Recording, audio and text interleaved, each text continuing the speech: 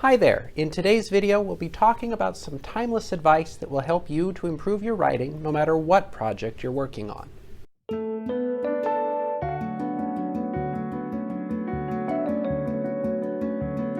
Even though I don't have a habit of writing much fiction these days, I still remember a piece of advice that I got from a teacher in a fiction writing class. He said, "Write the story that only you can tell." Notice that he didn't tell us to be better writers than anybody else. He told us instead to write stories that nobody else could tell. Yes, technique was important, but that was something that he could help us to practice and improve. Telling a unique story, however, was totally up to us. You see, a story is most successful when it's specific in its details and characters, and specific in the way that it comes from a unique writer's voice. A story that anyone could write would be a generic story, and frankly, a generic story would be a pretty forgettable story. So my teacher's advice was meant to help us to write more meaningful and memorable stories. He could help us to improve our skills, but no amount of technique was going to save a generic story.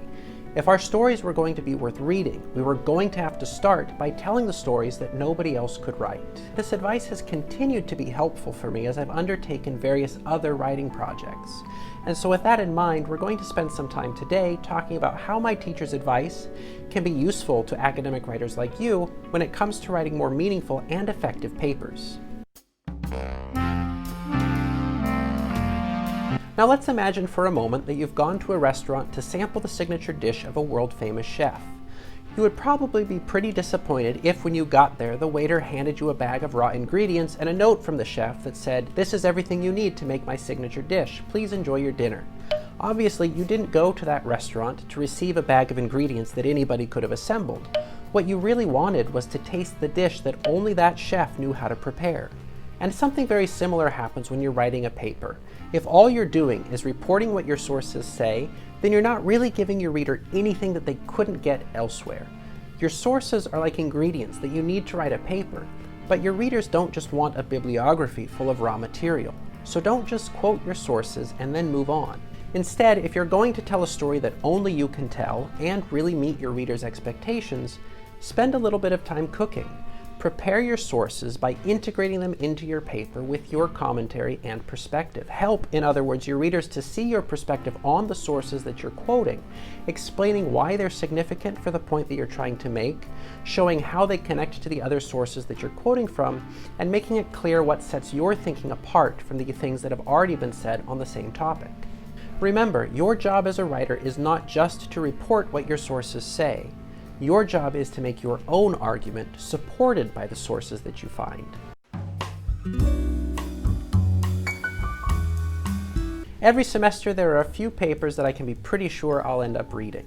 There's the paper about student debt, the paper about paying student athletes, there's the paper about legalizing one thing or another, and the paper about food in the dining halls. Now obviously, there are only so many topics that you can write about, so the problem is not that students are writing about similar topics every semester.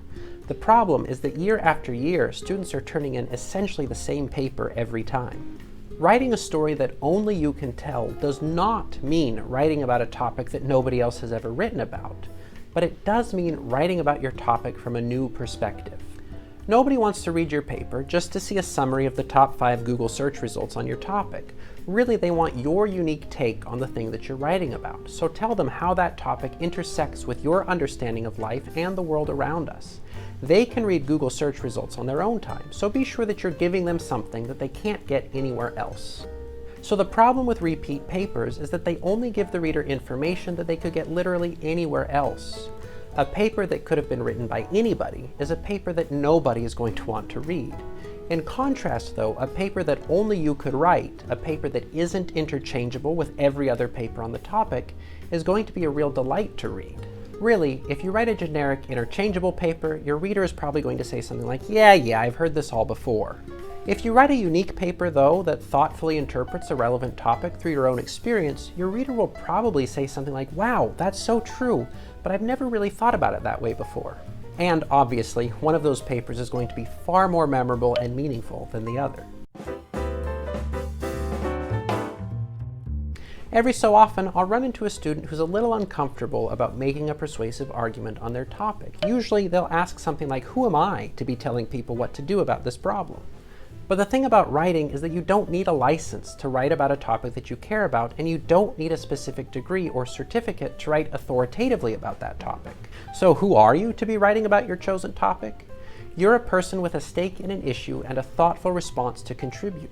Your authority comes from your clear thinking and your persuasive reasoning, not from some official status that you don't have yet. When it comes to telling the story that only you could tell or writing the paper that only you could write, you already have all of the authority you would ever need.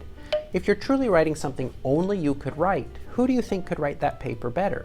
I don't mean who could write a better paper. I mean who could write your paper better than you could write it. Nobody has more of a right to offer your perspective to the world than you do. Now, of course, you do have to be informed and do your research and respect your audience and present a strong argument, but those are all things that build and support your inherent authority. You don't need anyone's permission to write well, so don't be shy about putting your thoughts out there. Of course, if you're going to write a short story, you're better off writing a story that only you could tell. But this principle applies just as well to writing in any context. On some level, reading and writing are always about making a human connection.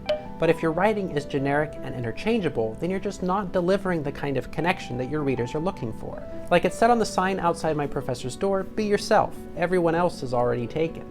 So make sure your unique voice comes through. Avoid saying what other people have already said, and boldly and respectfully assert the authority that comes from your keen insights and thoughtful writing. The kind of paper that only you can write is the kind of paper that will make a difference, the kind of paper that has real power. So get out there and write something amazing that nobody else could write. If our chat today was helpful, give us a like and subscribe for more videos like this one. Tell us in the comments about the best writing advice you've received, and of course, be sure to share this video with a friend who has an important story to tell. Thanks for watching, and we'll talk again soon.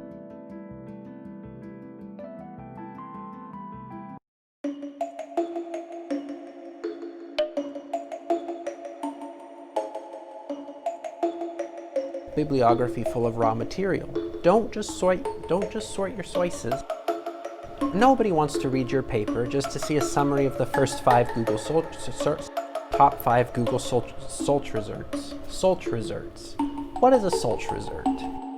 So who are you to be writing about your chosen topic? You're somebody with a person.